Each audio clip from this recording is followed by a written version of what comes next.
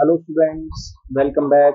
Myself Pushpendra Singh, and we are going to start with our NCERT classes. So today you have the last class for ninth standard history. All right, and in this chapter we are going to look at some of the other aspects related to the world history, specifically the agricultural side. Okay, so as you know that these classes are basically based on the NCERT books. So those students who have just started a preparation for the civil services examination, right, they can uh, refer these classes for the NCERT books. You can also study the NCERT book for better understanding. Okay, other students who have already covered the NCERT book, they can supplement their preparation with the help of these lectures. So these lectures are basically uploaded on the YouTube on the day-to-day basis. So you can subscribe our channel on the YouTube for these lectures. Apart from that, we are also providing you the daily current affairs related lectures also. So that is also available on the YouTube. So you can subscribe our channel for these two lectures. All right. So let's begin with the lecture. Okay. So what we are going to look in that, we are going to look the issues related to the peasants and the farmers classes. So what we will look at first of all, how the farmers got affected because of the industrial revolution, okay, because of the colonial time at that point of the time. How was the farmers, specifically the wheat farmers in the USA, and what was the significance of the opium in the conditions of the farmers, specifically in the Bengal region, that we are going to study in this last chapter of your NCERT. Okay, so here what we are going to look at, the modern agriculture in the England. So here what we are going to study, or what we are going to see in that topic, is that what was the role of the modern agriculture specifically in the England. Okay, so how the farmers got affected because of the advent of modern agriculture. So first of all, if you see the part of England specifically before 16th century, that is before 16th AD, right, that is around before 1600, that is the before 16th century, right, that is before 1600, the large part of the country, right, of the England, basically they are simply open, right. There was no such well defined agricultural pattern, that was simply open. There was no demarcation in terms of the agricultural land, and there is no clear cut demarcation for that purpose. There was no enclosures, right, that this land belongs to that or that one. There was no systematically agricultural production there. Okay, now there was common land. This common land, as the name suggests, it was open to all the people for their uses. So it can be accessible by all the villagers, right, the surrounding of the villages related to the common land. So their villagers can come, they can basically use that land, they can come with their animals for the grazing purpose, right. From the common land, they can also collect the minor forest produce, they can also collect other forest produce specifically in that region. They can come, they can catch the fish, and they can also hunt the animals from the common land, because that common land belongs to the all the people, and it's a common property to all the people. Okay, what happens is, after 16th century, okay, there was a rise in the population, right, because of many reasons. Now what happens is, because of the rise of the population, there was the higher demand for the food grains, because the rising of the population would also require the higher amount of food grains to feed them, right. So which necessitate that a systematic agricultural activity should be conducted in order to grow more and more food grains, and we need also the higher amount of the land that could be devoted for the agricultural operations also. So what happens is, there was some rich farmers. These rich farmers, taking the advantage of this situation, they started dividing and enclosing, right, these common land which was previously available to every section of the society, right, for the common use. Now they started dividing. Now this dividation of this common land known as enclosure process, right. So this enclosure process basically continued throughout the country. So that enclosure process basically continued specifically after mid 18th century, that was accelerated, right. And British Parliament basically passed 4,000 acts. You can understand, 4,000 acts to legalize these enclosures, which was basically divided among the rich farmers at that point of the time. Okay, so at that point of the time there was higher demand for the grains, because to increase the demand specifically from the rising population, there was industrial revolution also in the Britain that was started. So in the mid 18th century, right, that is around 1750s, that is the 18th century, mid 18th century, the demand for the food grains basically increased. There were many reasons for the demand, right? First of all, there was rising in the population because the healthcare facilities have improved, right? And because of the higher longevity, because of the higher birth rate also increases the population.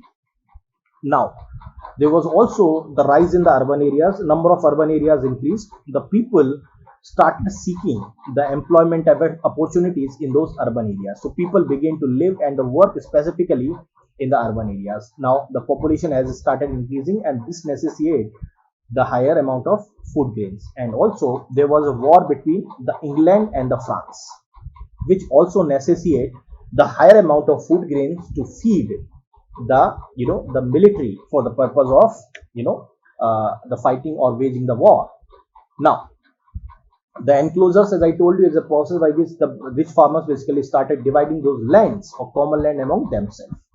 So in the 19th century, that is around 19th century, you can say it is basically the 1800 to 1890. This is the 19th century. In all 19th century, the grain production in the England grew as quickly as the population, because there was demand, right? So what happens is there was demand for bringing the new land under cultivation. So whatever the previous land that was devoted to the pastoralism, for the basically for grazing purpose, the common land, they were completely turned into the permanent agricultural land. So they have devoted the new land under the cultivation also, right? And the farmers used to grow the clover and the turnip in that process, right? The crops basically improve the soil, which is basically made it more fertile for the production of agricultural commodities. Now, what happens in that age of enclosures to the poor, especially the poor people? So what happens is, the customary rights which was there to the villagers as the occupant of this common land, right? What happens is these customary rights which was given to the indigenous people, to the poor farmers, they were gradually disappearing because rich farmers came into the picture, right? And now everything that was available on the payment basis only. Now you cannot simply go and use that common property as a common land, right, just freely. So you have to pay for that. Now if you want to use that, any of these, even the common land also, so nothing was freely available. You have to pay for that purpose and you have to get it. Okay, now by 1800 laborers were basically paid wages, okay, that laborers who used to work and then only employed only the harvest time. Remaining time they have to look for some other opportunities, some other avenues for their employment purpose, right? And then what happens is, because of higher population, because of higher demand of the food grains, a threshing machine was introduced. This threshing machine will basically enable the higher amount of production.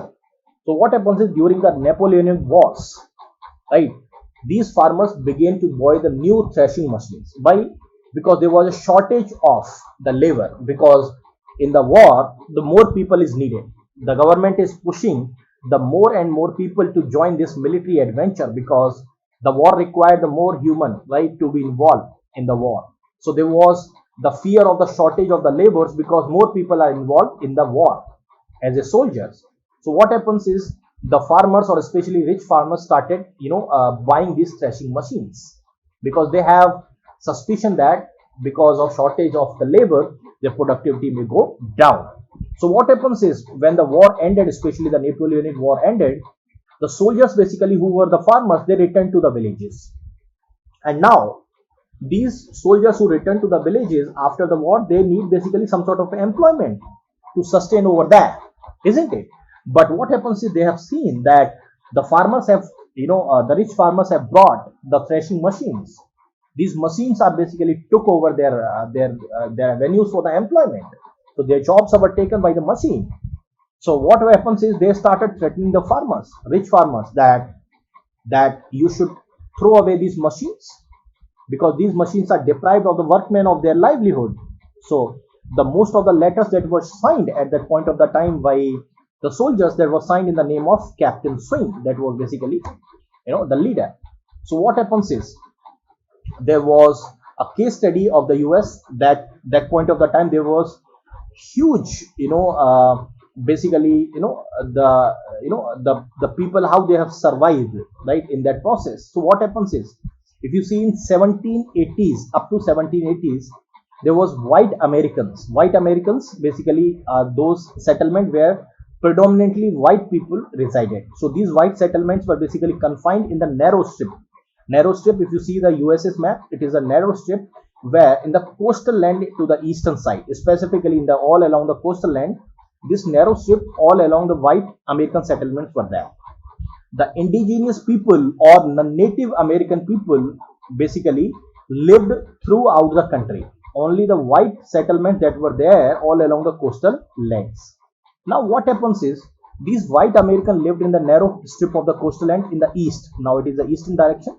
Now what happens is, these Native Americans who lived throughout the country up to 1780s, they basically have the primitive lifestyle. Like they used to hunt, they used to gather the forest, basically, the outposts, they used to fish, right? And also, like India, they used to do the shifting cultivation also. But what happens is, because of the wheat cultivation, because of the growth of the food grains, because of the enclosure process, what happens is, these white colonial settlements or these white people started moving towards west. So they started moving towards the west side of the country. So what happens is, after the formation of the USA, they started moving toward the west, and they need basically the land of promise, right? So what happens is, because of their push of the white settlers, the Native Americans, they started shifting towards further west, right? And what happens is, they drove these Americans basically further westwards, and they started settling in the basically in the Appalachian Mountains, in the Mississippi Valley, and they also cleared the land, right, for the purpose of, definitely for the purpose of agriculture. So there they sowed the corn and the wheat that was in the high demand at that point of the time. Okay, the wheat farmers that was involved, because there was rise in the population, urban population, and because of the rise in the urban population, there was huge demand for the wheat. Okay, so this basically demand encouraged the farmers to grow the wheat. That was the reason. And moreover, there was a spread of railways. In the First World War, the railways used to carry these wheats and the corn to the distant land. So this also necessitate, or this also promoted or motivated the farmers to grow the wheat, because they know that their produce can be sold to the distant land also. The First World War that was started in 1914 onward, 1918 up to this First World War also increased the demand for the wheat in order to feed the rising military population, right? So with that, a new technology came in the picture, right? So what happens is, in the 19th century, the farmers basically entered into the western prairies. The western prairies are basically, are also called the rice wall, also called the food basket of USA. Okay, so they entered into the western prairies, and they want the new implement, right? Definitely for the agricultural purpose, to sow and to the soil. Okay, so what happens is, in the initially before 1830, they used to do this harvesting process using cradle or the sickle, very primitive instrument they used to do, implement they used to do. Okay, so what happens in 1831, the Cyrus McCormick invented the first mechanical reaper. That basically, some sort of a also in introduction of the mechanical harvesters to cut the grains and all sort of a things has led to the increase in the production and introduction of the new technology, specifically in the field of agriculture. So what happens with that process to the poor? So what happens is, the poor or the farmers, they brought these machines, because these machines like mechanical reaper, mechanical harvester, they brought these machines to the market, and the farmers basically brought these machines on the loans. But what happens is, these loans were issued, right, by the wealthy farmers, by the money lenders, and the poor farmers, they could not repay back these loans or these debts.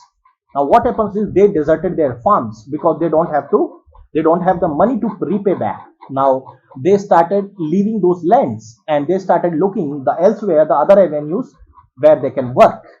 So what happens is over the period of the time, the food grains that was there, they were stockpiled. They were unsold at that point of the time. They were simply stockpiled at that lower level.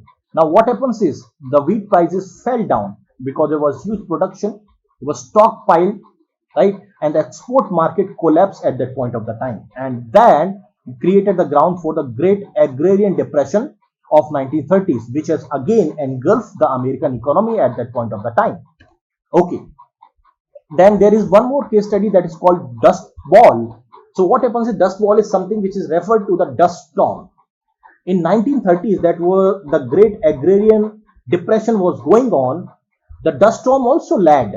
So that terrifying dust storms basically they rolled in, and it was very heavy dust storm that the people were blinded. They were choked because of high amount of dust, and many cattle basically suffocated to the death because of this dust storms that were very terribly strong, right? The sand buried the fences, the sand basically covered the fields that were agricultural field, and right, and the agricultural productivity has gone, and moreover the surface of the rivers they have also coated with a layer of the sand, right? And in that process many aquatic species like fishes also died. Okay, the machines also clad with this dust, so these machines are basically damaged beyond the repair, because these machines also was involved in some sort of a the electronic type of thing, so they were basically damaged because of this dust, right? And the landscape was basically plowed, stripped for the all the grasses, right? And then broken the sword into the dust. So that came basically years of persistent drought, because that drought basically led to right the basically the sand to become loose. They become more fragile, they become more arid, semi-arid, and because of this dust storm, right, they basically took up and spread over the surface. Okay, let's understand about the opium production and what was the impact on the Indian farmers regarding opium production. So first of all, the Britishers, as they came into India, they have introduced the land revenue system, different type of land revenue system, okay, that we have seen in the modern history book. Okay, and over the period of the time, because of advent of this land revenue system, they have also increased the revenue rates also. Okay, they have increased the revenue rates, and they have expanded the area under the cultivation also. All right, so because of the expansion of the area under cultivation, right, because of the increasing of the land revenue, what happens is by the end of 19th century, the India became the major center of the production, specifically of certain selected varieties of crops like sugarcane, cotton, jute, wheat, and several other crops, specifically for the purpose of export. So Britishers were basically mainly interested in the export of these crops, like which are known as sugarcane, cotton, jute, and wheat, right, which were mainly involved in this type of production. Now, the trade with China was also enhanced with such type of avenues which was implemented by the British, right? So what happens is the English East India Company that were basically involved in such a certain type of the buying and selling of the goods. So what they used to do, they used to buy the tea, specifically and the silk from the China, right? And there was rulers which was known as the Confucian rulers, who were basically ruled at that point of the time in the China. So what happens is, right, there were the Manchus which were not willing to allow the entry of the foreign goods at that point of the time. So the English that could buy the tea and the silk, that too after paying the silver coins or the bullions that were means to an outflow treasure from the England. So they used to pay the higher amount of these billions and the coins, silver coins, in order to buy the tea and the silk from the China, and that was the high outflow from the England in order to buy these silk and the tea from the China. Now, the English traders that were involved in this trade, they want that some sort of a community that could be easily sold in the China, right? So they wanted a community that could be easily sold in the China, so that, right, the import of the tea and some sort of silk from the China can be done or can be financed in a profitable way, because they have to pay the huge amount of silver coins and the bullies for the purchasing of these the Chinese tea and the basically silk. So what happens is the Western merchants, specifically the British, they began illegal trade in the opium in the mid 18th century, because the opium was basically in the high demand in the China. They are in the high demand of China. So they know that if we supply the opium to the China would provide us the greater sense of avenue for this tea and silk and other that items that we need, the agricultural items that we need. So if we provide the China with the opium that was in very high demand, right? Definitely the Britishers basically used the illegal trade in the opium in the mid 18th century for that purpose. So where did the opium come from? So first of all, as the British conquered the Bengal and made its the British colony. So what happens is the Britishers basically made an all effort to produce the opiums, specifically the land which were there under their control. So they resorted to pay. They resorted all effort to produce the opiums in the land they're controlling, specifically in the Bengal region. So what happens is there was high demand of the opium in the China. So there was growth of the market for the opium in the China, because China there was huge demand. So what happens is if they grow the opium in the Bengal, there was huge ports, export will be grown. And you must also understand the Indian farmers, they were not willing to produce the opium. There were many reasons why the Indian farmers were not willing to produce this opium, because there were many reasons for that. Okay. The first reason is, first of all, they have to grow this opium on the best field. They want to devote this best field for the cultivation of the cereals and the pulses. They don't want to devote this field for the opium cultivation. That was the first thing, right? And the second thing is that the many cultivators did not own the land at all, right? So they had to lease the land from the landlord, and they have to pay the rent for that purpose. If they don't grow enough amount of the food or enough amount of crops, we do not generate enough resources, enough revenue or enough finance to the farmers, how would they able to pay this rent to the landlord? The point was this, because they are not the real owners. They have to pay the rent for the uses of this land. If they grow that type of crop which do not generate enough resources, enough revenue, how would they pay this rent to the landlord? Okay. And moreover, the third reason is that the cultivation of opium was basically a very difficult process. It is also a time consuming process. It takes so much time to to basically to harvest this crop, right? And moreover, the last is government paid very low price for the opium, because government want this entire occupation to be profitable in the favor of the Britain. So they paid very low price for the opium. That was to make this profession as a profitable to the British only, right? So what happens is the unwilling cultivators made to the produce this opium because they have no option. So what happens is the Britishers done all effort, so they offered the loan. So what happens is they offered the loans, advance loans to the farmers. Now by offering this advance loans, the farmers were forced to grow the opium on their specified land or a specified area of the land. And now what happens is after they grow this opium, they used to give this produce to the agents, right? These agents were basically demarcated by by the Britishers in order to pay or in order to do this illegal trade in the opium. That was the case, and the cultivators had to accept the low price offered to the produce that was there, because it was forced by the Britishers that the cultivators would produce the opium. They have to pay, or they would have to accept the low price which will be offered by the Britishers.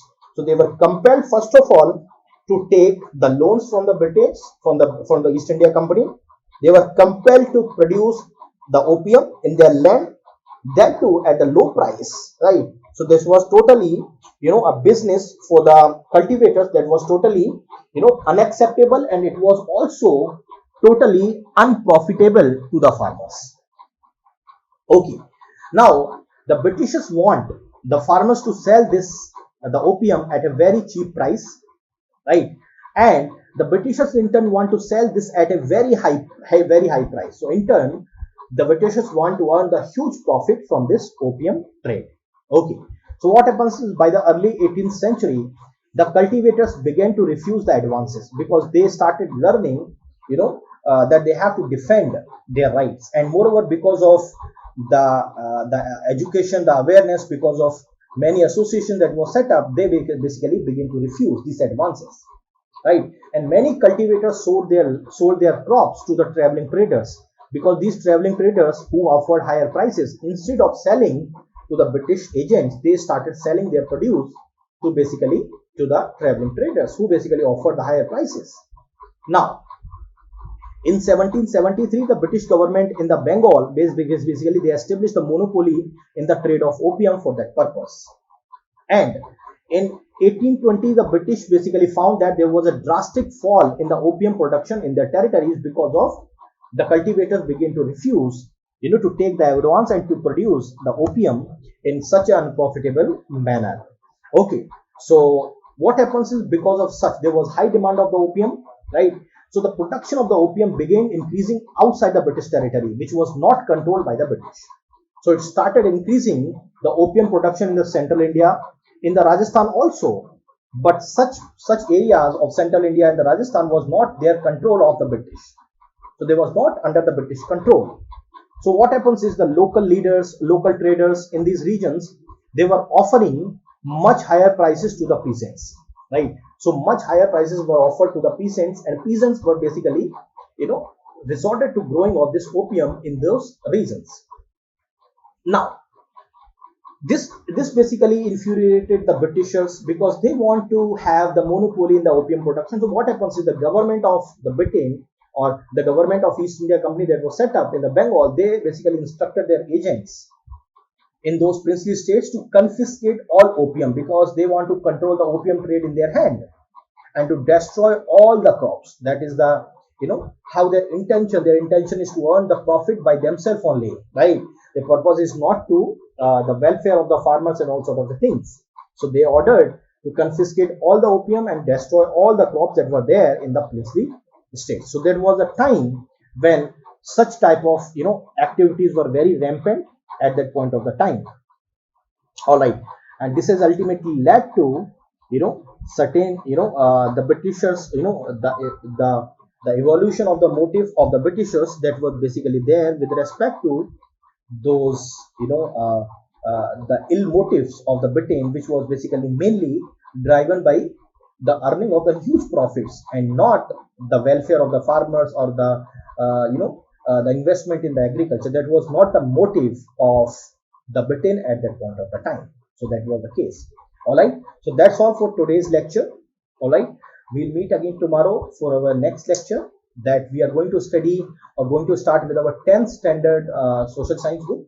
So in that we will study the 10th standard NCERT books from tomorrow. All right, so that's all for today.